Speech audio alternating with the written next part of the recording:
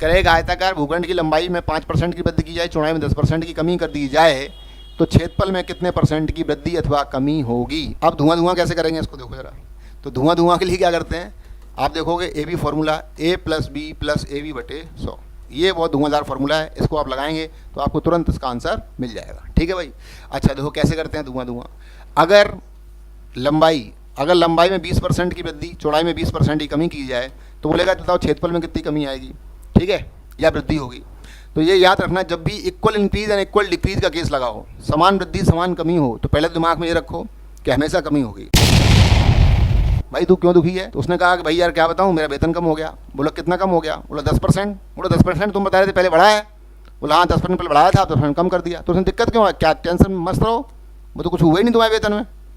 लेकिन वो उसे पता था क्या हुआ है, क्योंकि जब उसको वेतन मिला तो उसको वेतन कम मिला। तो ये आप ध्यान रखना, समान वृद्धि समान कमी हो तो हमेशा कमी होगी, पहले तो ये गांठ बांध लो। कई बार पेपरों में सीधा क्वेश्चन आता है कि 20% की वृद्धि और 20% की कमी, तो बताओ कितनी कमी। तो सीधा ध्यान रखो, केवल कमी किसी किसी ऑप्शन में तो परसेंटेज देता नहीं है, सीधा देता है इतने % कमी, इतने % कमी नहीं, केवल कमी वृद्धि कुछ नहीं।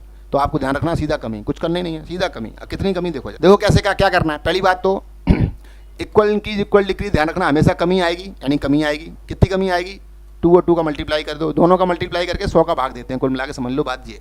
तो दोनों का मल्टीप्लाई किया, 100 से डिवाइड करें, कितना आ गया 4, तो आंसर आ गया 4% की कमी, विद इन सेकेंड आंसर, ठीक है, 4% की कमी। फिर हमने कहा 30% की वृद्धि 30% की कमी, बताओ बेटा कितने % की कमी या वृद्धि।